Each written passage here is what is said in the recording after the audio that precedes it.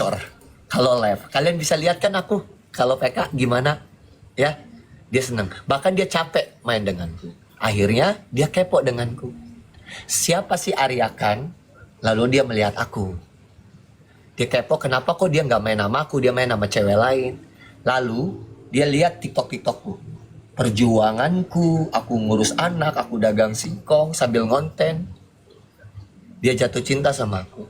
Aku nggak menyuruh misal, aku nggak nyuruh mamimu untuk mencintai aku, untuk suka denganku. Apalah aku, Sel, aku cuma orang kampung. Aku cuma orang kampung yang gak pantas bersandar sama artis. Gak pantas. Jika memang menurutmu, ya, mamimu pantas bersandar dengan laki-laki, mungkin kayak suaminya Bunda Maya, Iwan Musri, cari. Aku doain kok. Mudah-mudahan lebih dari itu. Aku doakan. Itulah awal mulanya. Aku berumah tangga sudah mau 3 tahun. Lalu aku udah berbagi buku. Dari situ, sebelumnya aku pisah dengan mantan istriku dulu. Aku pergi saat ekonomiku jatuh, COVID Corona. Aku cerita terakhir kalinya, aku nggak pernah cerita sama orang tua kalau nggak fatal dan bercerai. Ibuku mengelus aku, sabar ya, mati 1 tumbuh 1000. Nanti orang lain akan kenal sama kamu banyak. Kamu akan dikenal orang banyak nanti. Ibuku. Nih. Omongannya terbukti sampai sekarang aku dikenal orang banyak. Ketika aku pisah dengan mantanku yang pertama kali, saat itu aku nangis di pangkuan ibuku ngelus rambut aku, air matanya jatuh ke jidat aku. Lalu dia bilang, nanti banyak wanita yang mau denganmu, kamu dikenal orang banyak. Tanya ibuku masih hidup. Inilah omonganku yang terbukti oleh ibuku sekarang. Makanya ketika aku main TikTok dikenal orang banyak, aku balas budi baiknya, omongannya dan doanya. Aku umrohin ibuku. Itulah balasannya yang aku lakukan. Makanya aku suka sedih kalau ada wanita yang cemburu dengan mertua. Teman-teman, aku tahu ketika kita menikah, kita bukan milik si ibu sepenuhnya. Tapi jangan pernah kalian bilang, pilih ibumu atau aku. Sebagai wanita tidak boleh bicara seperti itu. Dan itu bukan suatu pertanyaan, ya. Dan itu bukan suatu pilihan. Jika kalian ribut, salah paham dengan orang tua apapun ya, jangan pernah kalian berkata pilih ibu atau aku, mas. Jangan. Laki-laki tidak akan bisa menjawab itu. Gak akan. Jika aku pilihmu, maka aku tinggalkan ibuku. Jika aku pilih ibuku, aku tinggalin kamu. Pertanyaan macam apa ini? Yang benar adalah kamu bertanya sama aku, mas, kamu harus sayang sama aku dan sayang sama ibumu. Itu yang benar.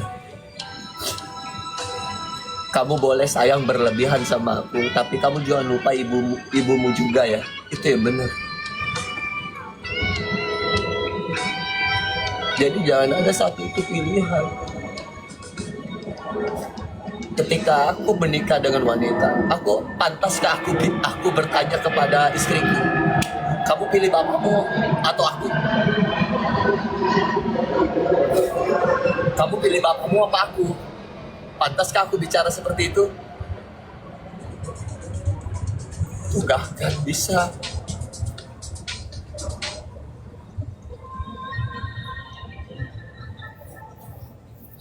Aku nggak ngomongin siapapun, tapi ini aku lagi ngasih omongan.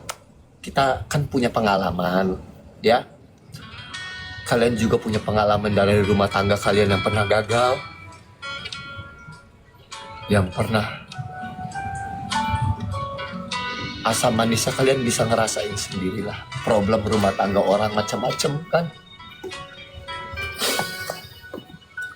Memang menikah banyak anak itu sangatlah susah dan berat.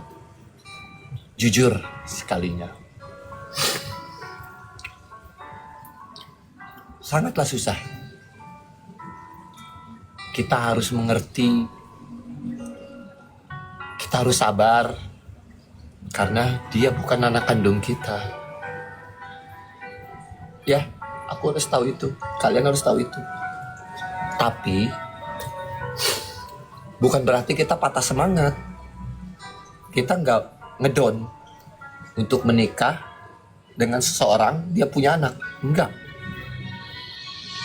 Tapi kita sekarang aku punya prinsip. Ketika aku menikah dengan seseorang yang punya anak, berapapun itu anaknya, aku tampung. Tapi aku harus punya komitmen. Kalau anakmu pengen aku sayang, kalau anakmu pengen ikut denganku, ya, suatu saat aku bicara untuk menasihati dia dengan benar, yang baik. Contoh kecilnya, hey, kok belum tidur? Ini udah jam 4 loh, udah jam 5, tidur Gi. Tolong kamu jangan tersinggung denganku. Ya, hal seperti itu aja. Tapi kamu belain aku supaya aku dihargai dengan anakmu. Tuh dengerin, dengerin papa tuh, suruh tidur. Jadi kau omonglah itu, sebut namaku supaya dia menghargai aku. Begitupun aku, ketika anakku nakal, kamu tegur, aku akan belainmu. Supaya anakku akan menghargaimu. Itu yang benar. Tapi itu gak pernah aku dapatkan. Malah aku dibilang jahat. Aku udah berkorban semua. Mobilku udah kujual. Aku gak punya tabungan apa-apa sekarang.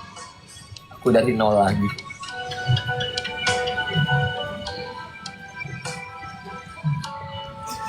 Makasih ya. Kalian udah setia sama aku. Udah gak pernah bosan denganku.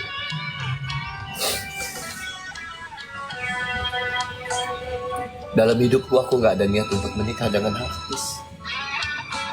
Mungkin orang yang gak suka denganku, akulah orang yang gak bersyukur.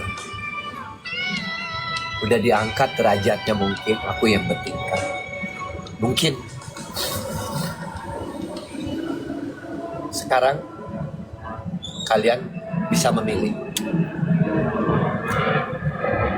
Memilih kapal Kapal situ kapal lewat bentar.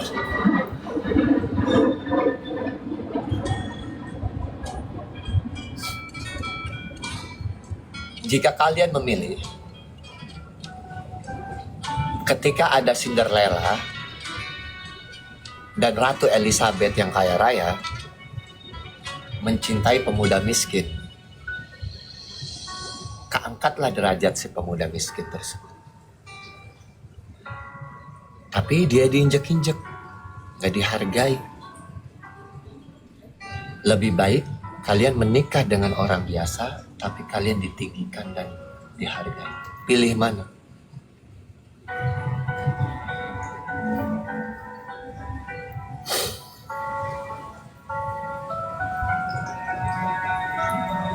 Itu aja. Orang biasa kan? Makanya aku selalu dibilang pansos katanya. Mungkin aku nggak tahu itu gimmick atau benar. Apakah itu ungkapan dari hatinya atau bilang gini. Sempat sih dia bilang mungkin gimmick, Aku bilang, kamu gimmick, ya udah gimmick aja. Nggak tahu aku dalam hatinya.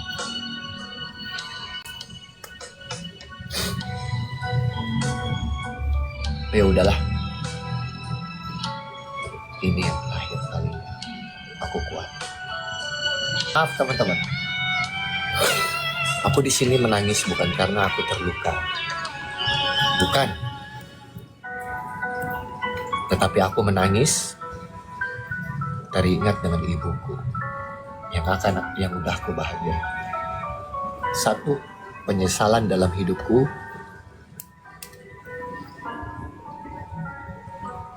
Ketika bapakku nggak ada, aku nggak bisa bawa dia umroh. Padahal saat itu aku ada uang.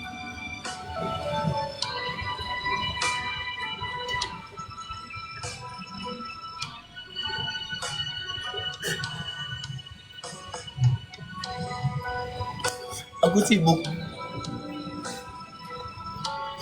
dengan istri. Aku tunda uang itu untuk keperluan.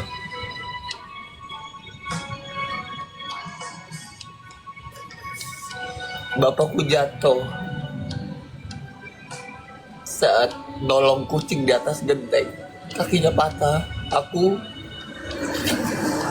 bawa ke Hadinai Jakarta, sering bolak-balik ngerawat dia. Padahal goblok.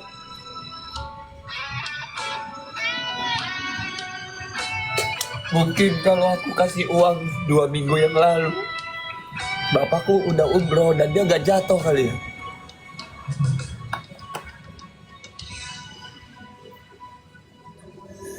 Pada 2 minggu itu aku mau ngasih uang. Bapak pergi umroh 35 juta itu dulu. Pas barengan aku nyewa rumah di Sepatan.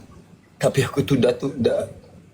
Akhirnya bapakku kena musibah. Dari situlah penyesalan aku masih terbukti. Ada teman-teman semuanya. Saya gila ibu kalian, orang tua kalian, walaupun kalian sudah berkeluarga. Nyesel loh. Nyesel kalau udah gak ada. Maafin Arya, Pak. Ketika Arya sukses, Bapak udah gak ada. Makanya kenapa aku selalu bolak-balik ke BSD untuk kerja di sini. Supaya aku bisa mantau ibuku. Bukan karena aku gak bisa kerja di tempat lain atau les di tempat lain. Satu hal lagi sama kalian. Jika kalian menikah dengan seorang laki-laki, kalian punya anak, jika suamimu benar, suamimu sayang denganmu,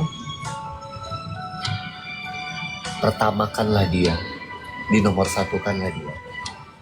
Jangan anakmu yang dinomorsatukan. Suami aja yang dinomorsatukan. Jika dirimu bisa menghargai dan sayangi suamimu, maka dia akan lebih sayang anaknya ketimbang kamu. Anaknya.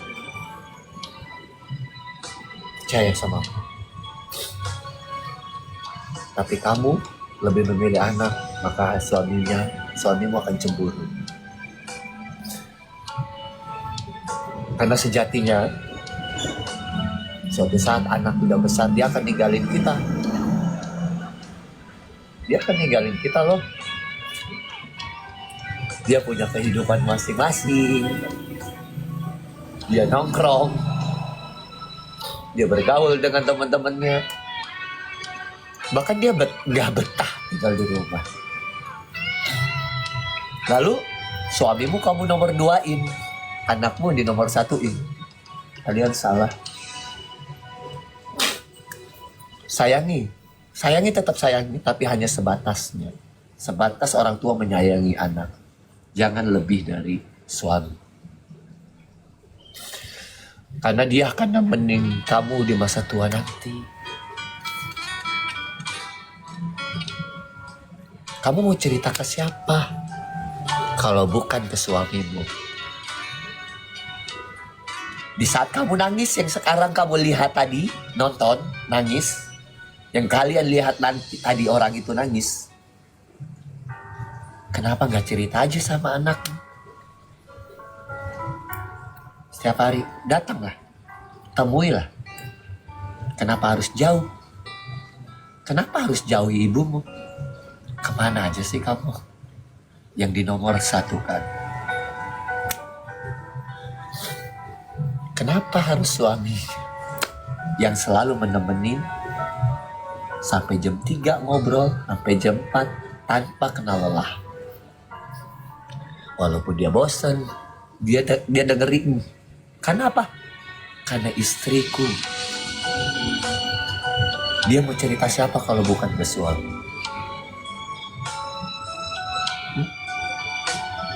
Mau cerita ke siapa? Ke anak kecil? Yang segini? Yang segini? Apa yang segini? Tidak akan mengerti kalau bukan ke suami. Jadi jangan pernah menomorsatukan anak dalam hidup. Tapi nomor satukanlah pasangan. Aku, ketika aku menikah dengan anak, rasa sayangku sama anaknya itu cuma 70 atau 60. Tapi aku 100-nya ke istri. Karena di saat aku sakit, istriku yang ngerikin aku. Di saat aku gak berdaya, istriku yang membelikan obat. Itu aja. Ya, maka layanin lah. Walaupun suamimu ngasih nafkah berapapun, sehari 300.000, mau 400.000, minimal sediakanlah dia kopi tiap hari. Kalaupun uangnya nggak dipegang kamu semua, minimal uangnya ada dan terbuka. Kau pakailah. Mas aku beli ini, mintalah. Karena sejatinya laki-laki itu senang kalau dipinta. Jangan kau pendam. Kalau kau pengen meminta sesuatu sama suami, jangan pernah gengsi. Walaupun kau wanita mandiri. Ingat, laki-laki itu senang kalau dihargai. Aku minta ini ya. Iya, justru Mas senang. Karena dia merasa dihargai. Mentang-mentang kalian kerja, kalian punya uang sendiri, dia pun suami juga punya uang sendiri, kalian gengsi meminta suami kalian selain dari nafkah. Jangan. Minta aja kalau memang kalian itu wajar yang kalian minta dan dia mampu membelikannya, mintalah. Minta. Malah dia senang kalau dipinta. Mas aku boleh minta ini selain dari nafkah? Boleh. Oh iya boleh, beli aja sayang. Nanti juga kamu mau minta apa ngomong ya, pakai uang apa. Saling gitu aja, terbuka, jangan dipendam, jangan punya rasa gak enak. Akhirnya apa? Kau ngedumel di belakang. Itu karena akibat gengsimu. Karena kamu wanita mandiri. Kamu pernah lihat aku kan, kalian? Aku bicara di podcastnya Melanie, gimana cara bicaraku. Di situ orang berkomentar, kaget melihat aku. Cara bicara. Inilah aku yang sesungguhnya. Di luar dari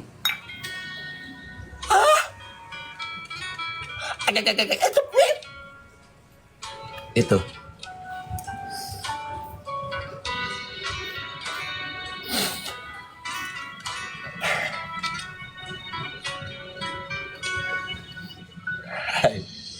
Gak usah ketawa lah. Bacot. Apa sih lo? Apa yang lucu? Emang tadi siapa yang ngomong? Oh. Maksud lo apa? Sabar Cece. Iya. Cece tuh selalu sabar kok. Kesel sama netizen.